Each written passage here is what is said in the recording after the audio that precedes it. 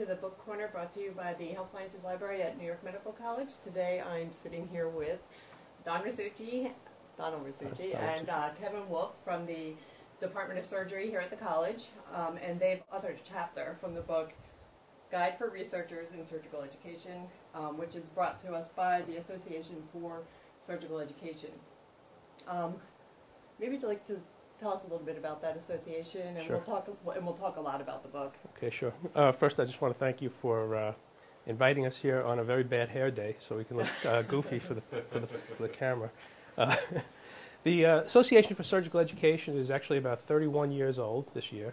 It was a group formed by mainly surgeons who were very interested in education and felt that they needed to have a forum to come together and generate ideas and develop research about, as I said, 31 years ago. I got involved in it about 25 years ago, right around the time when it was becoming a more scientifically oriented organization. More people were doing research.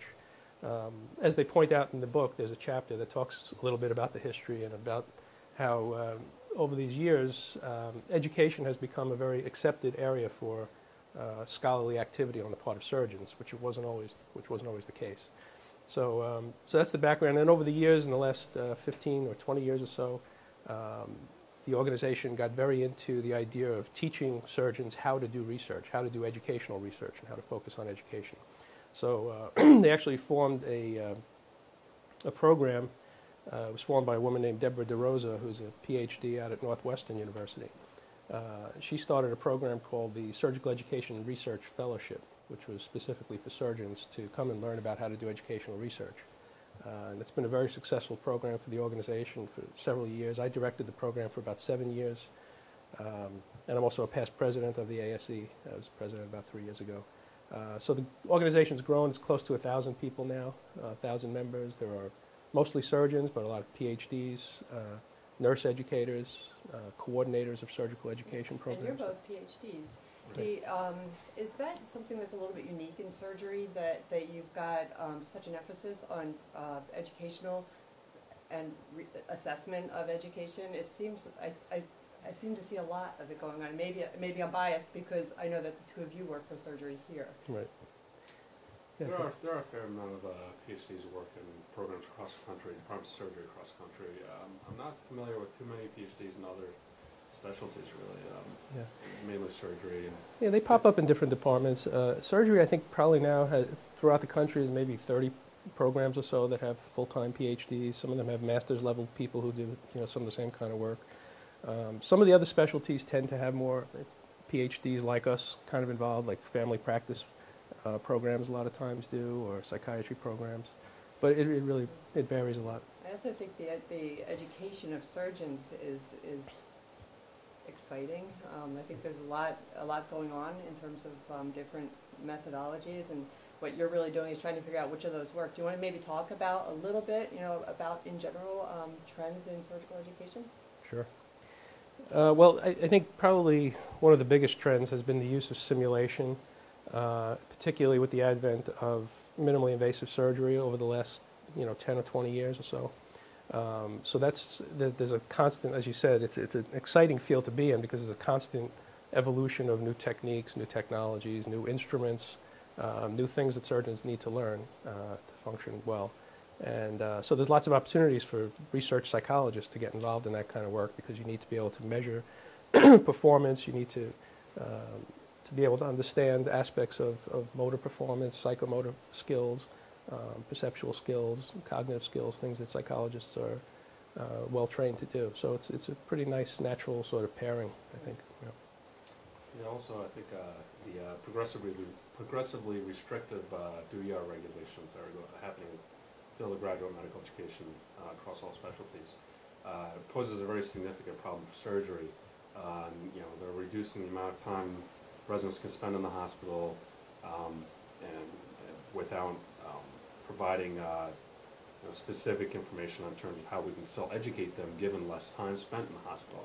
So it's, I think there's a lot of avenues that are opening up now in terms of online education, things like that. Yeah, and obviously in surgery, because there is that, they operate, surgeons operate, right.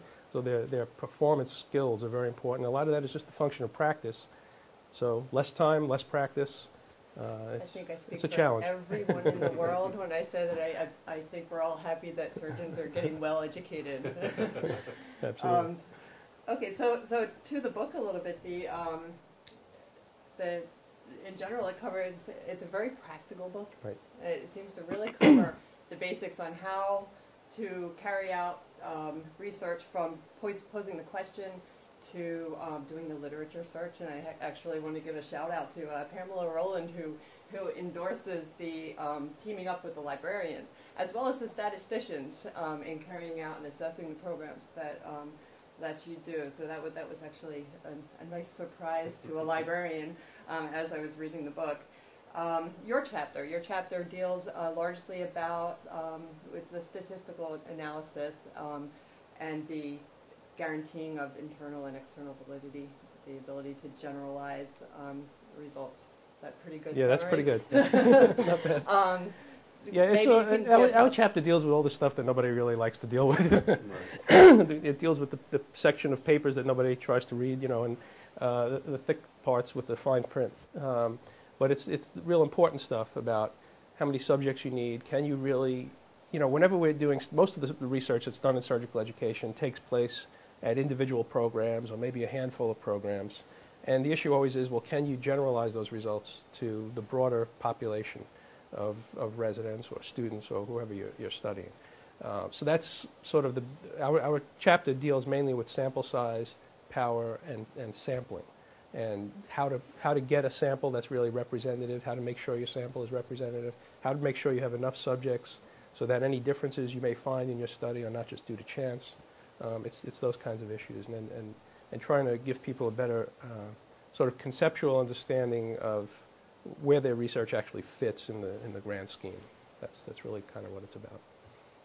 We spend a lot of time also working with surgeons in our clinical research, and it seems like almost every time we start a new project, the question is always, well, how many subjects do I need, and, right. To have the appropriate power, and that's a very common question surgeons have. They don't, and so we felt like it was definitely worthwhile to devote an entire chapter just to give them also at the end of the chapter. There are some very useful sort of rules of thumb and resources for people who can go and things that are available on the web where they can go and do a quick little power analysis, get to know their effect size, things like that. So before I forget, we wanted it to be useful. Right. Before I forget, I just want to acknowledge our other co-author, who is Terry Shapiro. She is a associate professor of psychology at Hofstra University, and she really provided. She's really the senior author on this paper. She provided a lot of the material about sampling in particular and sample size determination. And she's been great to work with. She's actually one of Kevin's former professors, and we still work with her, and we hope to do more with her in the future. Great. So it goes back to the most physicians don't necessarily have the background to do the statistical analysis as well as the practice of surgery. Well, that reminds me of another thing I'd like to mention, which is that most of the authors of this book are surgeons, and many of whom took part in that surgical education research fellowship that I had mentioned earlier. So I'm kind of proud of that because some of them were involved in that and learned a lot of their research through that program, and you can see now that they're putting together books, and it's really great. Yeah. Is there anything else you want to say about the experience of writing the book, or about the book in general, or? I think it's a great, resource. As you mentioned, it's a real handbook. I've referred to it myself on a few occasions, for things that I needed to do. And I'm also, I'd just like to also acknowledge Cinemed, which has been working with the Association for Surgical Education, not only on this book, but on some other books, and they've been very good partners in working with us and willing to help us develop some of the things that sort of fit into the strategic plan of the organization. So. Well, it's highly readable. I read it. You read it, right? I read it. Okay. I mostly read it. So it's the Guide for Researchers in Surgical Education, edited by Jeannette Capella, Stephen Kasten, Susan Steinemann, and Laura Torbeck, and produced by the Association for Surgical Education. So thank you. Thank you. Thank you.